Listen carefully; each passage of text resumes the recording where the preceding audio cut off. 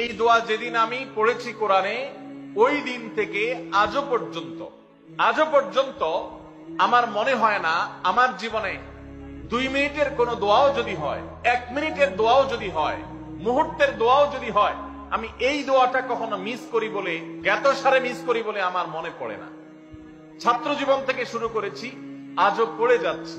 আলহামদুলিল্লাহ, আল্লাহর কাছে শুকরিয়া আদায় করে আপনাদেরকে বলতে পারি, এই দোয়ার সুফল আমি নিজের চোখে দেখেছি, আমি নিজে ভোগ করছি। এজন্য আপনাদেরকে আমি বলতে চাই, বিবাহিত হন কিংবা অবিবাহিত হন, আপনার দাম্পত্য জীবনের সুখের জন্য সর্বপ্রথম এবং প্রধান করণীয় হলো এই দোয়া। এর বাইরে আরো সাধারণভাবে আল্লাহ তাআলার কাছে দোয়া করতে থাকা, যেন আল্লাহ তাআলা আপনাকে এমন একজন জীবন সঙ্গী দেন।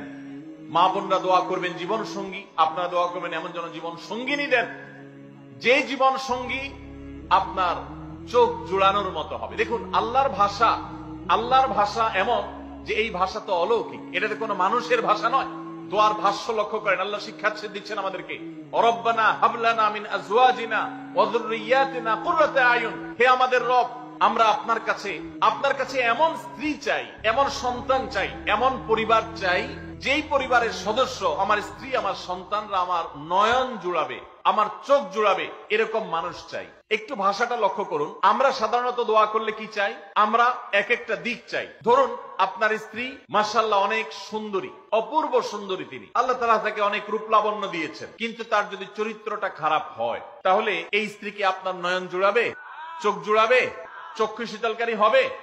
আপনার স্ত্রীর চরিত্র ভালো, দেখতে শুনতেও মাশাআল্লাহ সুন্দর, কিন্তু পড়ালেখা নাই, বুদ্ধি শুদ্ধি নাই, একটু বেকুব কিসিমের, তাহলে কি আপনার চোখ জুড়াবে? ভালো লাগবে? আপনার স্ত্রী শিক্ষা দীক্ষাও আছে, জ্ঞান গরিমায় মাশাআল্লাহ তিনি ভালো, রিচ, সমৃদ্ধ, আবার চেহারা সুন্দর, আবার তার মধ্যে তার চরিত্রের সমস্যা নেই, কিন্তু সমস্যা কি? সমস্যা ধরুন তার ভিতরে এমন রোগ আছে, শারীরিক রোগ, যেই রোগের কারণে আপনার জন্য সেটা বড় কঠিন পরিস্থিতির মুখোমুখি হতে হয়। ধরেন দুরারোগ্য কোন ব্যাধি আছে, মরণ ব্যাধি আছে, এমন কোন রোগ আছে যেটার কারণে আপনাকেও সাফার করতে হয়, তাহলে এই স্ত্রী কি আপনার চোখ জুড়াবে? ঠিক একই কথা স্বামীর ক্ষেত্রে প্রযোজ্য, সন্তানের ক্ষেত্রে প্রযোজ্য। আল্লাহ তাআলা এমন একটা শব্দ শিক্ষা দিয়েছেন, দেখুন, আল্লাহর কাছে চাইতেও জানতে হয়। উল্টাপাল্টা দোয়া করলে দোয়া পূরণ হয়ে যাবে, কবুল হয়ে যাবে, কিন্তু আপনার কাজ হবে না। অনেক যুবক আছে আল্লাহর কাছে দোয়া করে, আল্লাহ বেশি না, 1,05,000 টাকা চাই। কত? 1,05,000। অনেক যুবক লিখে দেয় আমাদেরকে, হুজুর দোয়া করবেন বেশি না, আমি আল্লাহর কাছে 1,05,000 টাকা চাই। আল্লাহরে টার্গেট দিয়ে দিছে, কত লাগবে? 5 লাখ। কেন? একটা বাইক কিনবে, যুবক মানুষ, রাস্তাঘাটে বাইক ছাড়া চললে ভালো লাগে না, আর একটা ভালো সেট কিনবে, না হলে ফেসবুক স্ট্যাটাস ভালো করে দেওয়া যায় না, ছবি তুলে দেওয়া যায় না, সাইফুল্লাহ ভাই ছবি তুলে দিতে বলছেন না, মাহফিলের ছবি তোলা যায় না, আর কিছু টাকা দিয়ে ছোটখাটো একটা দোকান টোকান কিছু একটা করবে, বিয়ে শাদীর ব্যবস্থা করবে, বাস, বেশি কিছু চাই না। তো আল্লাহ তাআলা 5 লাখ টাকা ধরেন আপনাকে দিয়ে দিল, সাথে একটা রোগও দিয়ে দিল, ওই রোগে খরচ হবে 6 লাখ, তাহলে আপনার এই 5 লাখের কোনো মানে আছে?